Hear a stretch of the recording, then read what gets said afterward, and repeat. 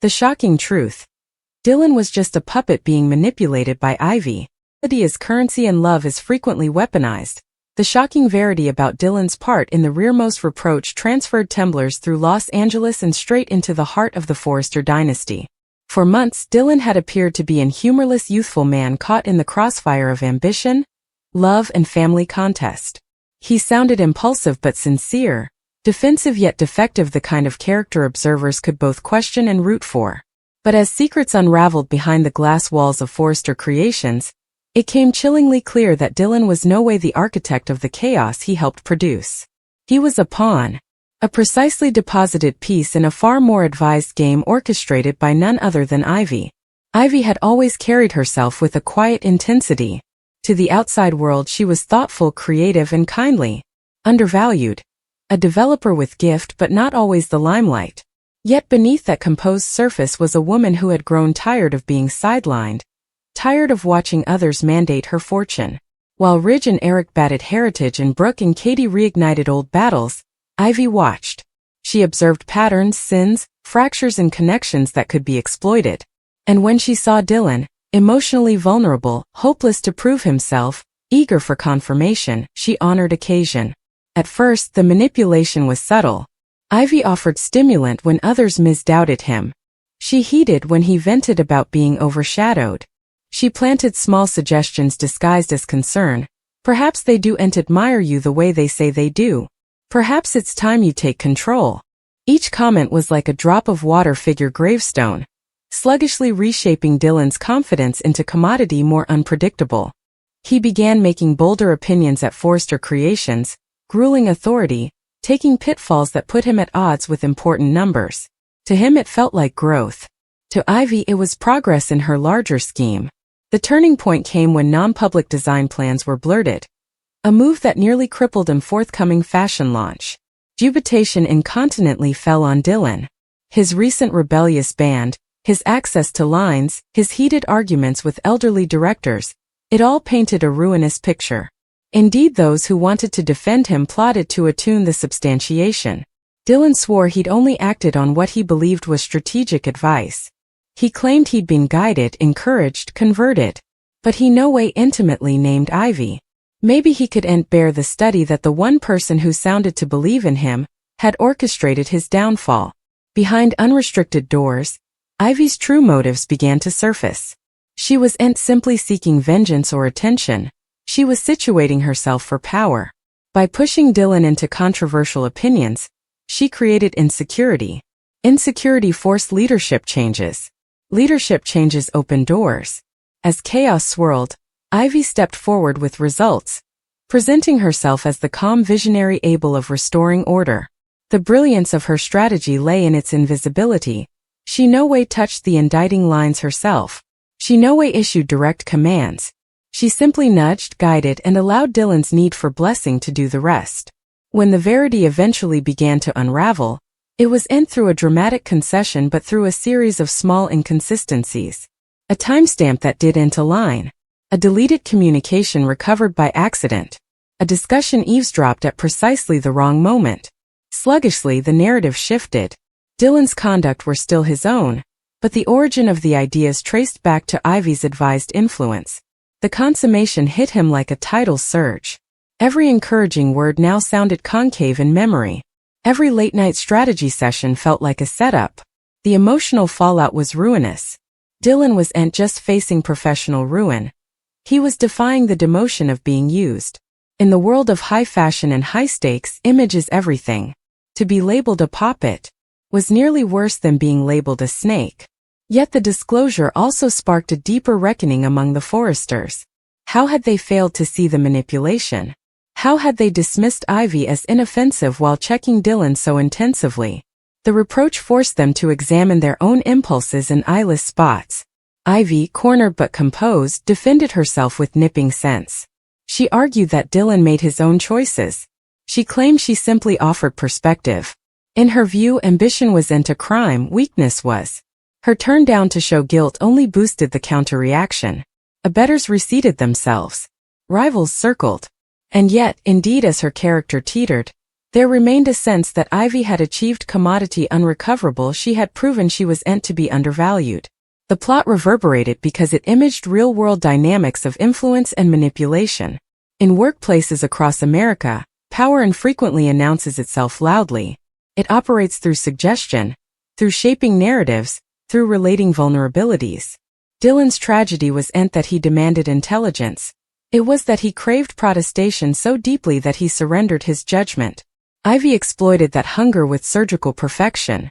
As the dust settled, Dylan faced a crossroads. He could retreat into bitterness, condemning Ivy for every misstep, or he could reclaim agency by admitting his part in the unraveling. In an important battle, he eventually told Ivy that her topmost misapprehension was assuming he'd remain silent ever.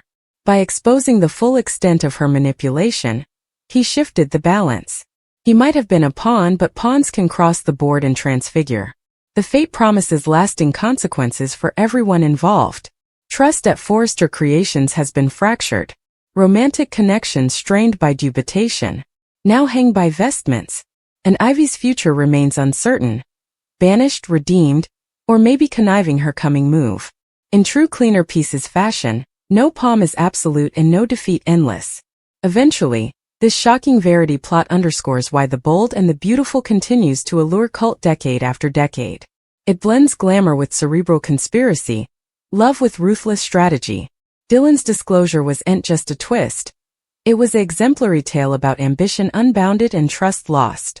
And as observers watch the coming chapter unfold, one thing is certain: in Los Angeles' most fashionable corridors of power, no bone is ever simply what they feel.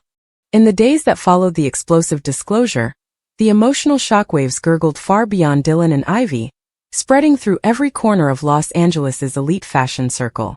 The services at Forrester Creations felt colder, the formerly vibrant energy replaced by dubitation and rumored exchanges.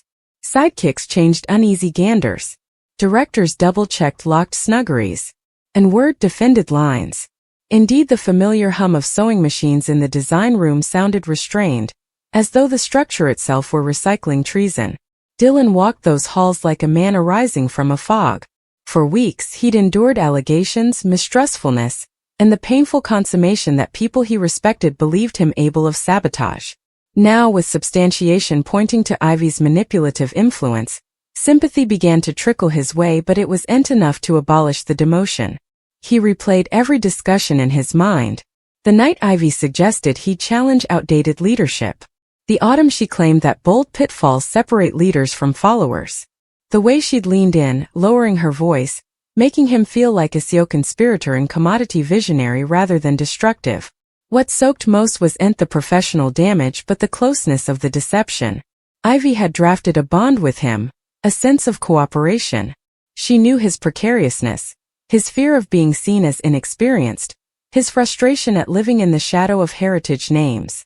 She understood the psychology of ambition in a dynasty-driven terrain. Where others saw Dylan as impulsive, Ivy saw a tool. And she stoned him precisely. Meanwhile, Ivy remained outwardly composed. She continued attending meetings, reviewing sketches, and speaking about moving forward. Her turn down to deteriorate under scrutiny unsettled everyone. Some believed her calmness gestured innocence. Others saw it as evidence of computation.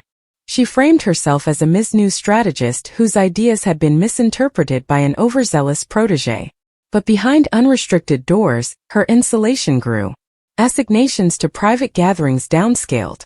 A better stopped participating bigwig updates. The social currency she formerly traded in began to dematerialize. The board of Forrester Creations convened an exigency session to address the damage. Fiscal losses from the blurted designs were significant. Challengers had subsidized on the chaos, presto tracking analogous generalities to request. Investors demanded responsibility. During that tense meeting, Dylan did commodity unanticipated. He accepted responsibility for his conduct without shielding Ivy. He conceded that he chose to pierce lines, chose to further information, chose to act. But he also detailed the months of influence, the precisely planted dubieties, the mentorship that blurred into manipulation. His honesty shifted the tone of the room. For the first time, the discussion moved beyond blame to culture. How had ambition been fostered? How had internal battles been allowed to poach unbounded? Ivy's tactics thrived in terrain where confirmation was scarce and competition fierce. The reproach came a glass reflecting systemic cracks. Outside the commercial sphere, particular connections were unraveling just as dramatically. Musketeers who had defended Ivy felt betrayed. Those who doubted her felt vindicated. Social events turned awkward. At a high-profile charity fete, whispers followed Ivy across the chamber. Dylan attended too, determined not to vanish. When their eyes met across the room, the air sounded to strain. No shouting erupted. No public battle. Just a silent acknowledgement of war concluded. And a new one morning. Latterly that evening, Ivy brazened Dylan intimately. Her voice was steady, nearly clinical. She claimed she had simply believed in his eventuality further than anyone differently did. She claimed she had pushed him because she saw leadership in him. Dylan combated that belief without boundaries becomes compulsion. He described the subtle guilt she applied whenever he dithered, the way she framed dissent as weakness. Ivy heated, expression undecipherable. Also she asked a nipping question, "Would you have achieved anything without me?" The question dallied long after she left. For Dylan, reclaiming identity meant separating his genuine borns from Ivy's engineered intentions. He began seeking mentorship from unanticipated places, including seasoned directors who formerly misdoubted him. He asked hard questions. He requested responsibility. Sluggishly, he rebuilt credibility not through grand gestures but harmonious, transparent trouble. Workers who formerly avoided him started offering collaboration again. Ivy still faced a crossroads of her own. For the first time, her strategic brilliance was intimately conceded, albeit in a negative light. She could no longer hide behind the perception of innocence. Some saw her as a villain. Others still respected her audacity. In a private moment of reflection, she admitted to herself that her resentment had grown deeper than she realized. Times of feeling overlooked had calcified into determination. She induced herself that ends justified means. Yet the cost, character, trust, genuine connection was mounting. The plot strengthened as media outlets caught wind of internal pressures at Forrester Creations. Captions suspected about power struggles and leadership insecurity. Challengers watched eagerly, hoping fractures would widen. In response, the company launched a public crusade emphasizing consanity and invention.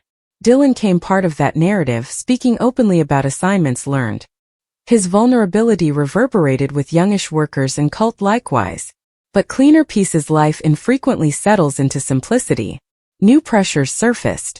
Some board members questioned whether Dylan's redemption bow was moving too snappily. Disbelievers wondered if Ivy might still hold unseen influence.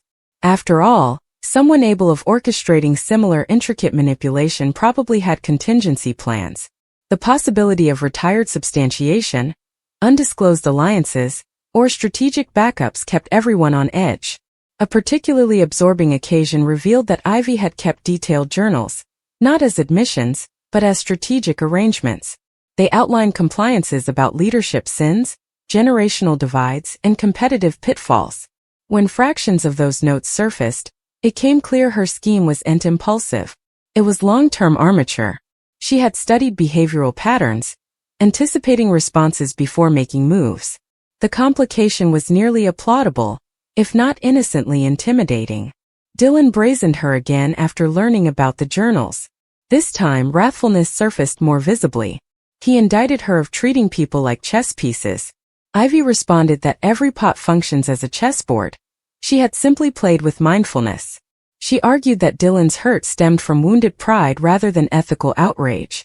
The battle ended undetermined, pressure thick as storm shadows. As weeks passed, a surprising development shifted dynamics yet again. An external investor proposed a restructuring plan that would elevate arising contrivers into leadership places. A conception Ivy had formerly supported, albeit manipulatively. The irony was sharp. Her core idea was innately defective, her system was. Dylan set up himself scuffling with the complexity of that verity. Could he admit the validity of some of her vision without excusing her tactics? In a vital meeting, Dylan substantiated the restructuring plan and credited, before internal exchanges, for planting seeds of invention. It was a subtle nod to Ivy's strategic foresight without exonerating her. Spectators noted the maturity in his approach. He was no longer replying emotionally but allowing holistically. Ivy, watching from a distance, endured commodity unanticipated remorse. Not for wanting power but for immolating integrity in pursuit of it. She began to realize that influence gained through fear and manipulation is fragile. Respect earned through translucency endures. The question came whether she could pivot genuinely, or if her character was permanently defined by treason. The saga underlined an important theme: manipulation frequently masquerades as mentorship. It blurs lines between guidance and control. Dylan's trip from pawn to tone apprehensive leader illustrated how vulnerability can be weaponized, but also how tone reflection can transfigure victimhood into growth. Ivy's bow exposed the cerebral risk of ambition fueled by resentment. In chasing recognition, she lost credibility. As new stories impended, romantic snares, commercial battles, family secrets, the fate of this manipulation will continue impacting every decision. Trust rebuilt remains delicate. Alliances formed under dubitation bear constant underpinning. And in the glamorous yet ruthless geography of high fashion and heritage conglomerates, the line between strategist and schemer remains razor thin. Eventually, the shocking verity about Dylan being a puppet wasn't simply a twist designed to stun observers. It was a disquisition of power dynamics, instability, and responsibility. It challenged characters to defy uncomfortable realities about themselves and each other. And as the cameras loiter on moping ganders and untreated exchanges, one certainty prevails in this world. Indeed, the most precisely orchestrated game can unravel when the pawn learns he was no way meant to win, and decides to rewrite the rules. As downtime settled over Los Angeles, a new phase of reckoning began, quieter, more cerebral, and in numerous ways more dangerous than the explosive reveal that had first exposed Ivy's manipulation. The original reproach had been loud allegations in boardrooms, competitions in hallways, stupefied faces around conference tables. But now came the subtler consequences, the corrosion of confidence, the recalibration of alliances, the slow redefinition of identity. Dylan set up that rebuilding trust wasn't a single act but a diurnal discipline. Every dispatch he transferred was precisely articulated. Every decision was proved. Every collaboration was transparent. He no longer sought confirmation through dramatic enterprise. Rather, he sought stability. Ironically, the very rates Ivy formerly blamed in him, caution, reflection, tolerance, came his topmost strengths. Associates began to notice the change. He heeded further than he spoke. He asked for input before acting. He conceded query rather of masking it with bravado. Yet intimately, the emotional residue dallied. There were nights when he questioned his own instincts. How had he not seen the manipulation sooner? Were his intentions truly his own, or had Ivy simply awakened solicitations that were formerly there? The distinction mattered, however. He could forgive himself if he'd been fully naive. But if part of him had deliberately embraced threat because it felt empowering, also the responsibility was heavier. Meanwhile, Ivy's insulation strengthened. Though she remained technically employed, her influence was dramatically reduced. Meetings she formerly attended were now conducted without her. Design proffers she submitted were reviewed with heightened scrutiny. Exchanges quieted when she entered a room. The silence wasn't explosive, it was clinical, professional, controlled. An ever further slice. But Ivy wasn't someone who surrendered fluently. Beneath her composed surface, she began mapping her coming elaboration. Not vengeance. She understood that another overt scheme would permanently destroy her standing, but reinvention. She anatomized where she had crossed ethical lines and where she had simply been ahead of her time. She honored that her strategic thinking had merit. The excrescence lay in the prosecution. In a surprising twist, Ivy requested a formal meeting with Dylan, not to argue, not to justify, but to propose commodity radical collaboration. When Dylan first entered the communication, he nearly declined. The idea of partnering with the very person who had manipulated him felt reckless. But curiosity won. They met in a neutral space. Not her office, not his, but a quiet design plant after hours. Ivy spoke first. She admitted that she had undervalued the long-term consequences of her tactics. She had been so focused on destabilizing the power scale that she failed to calculate the particular cost. She conceded exploiting his precariousness. She didn't apologize theatrically. She simply stated it as fact. Also, she made her offer. The fashion assiduity was evolving.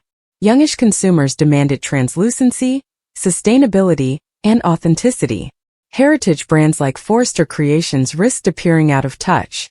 Ivy believed they could lead a new action, one centered on arising contrivers, ethical sourcing, and cooperative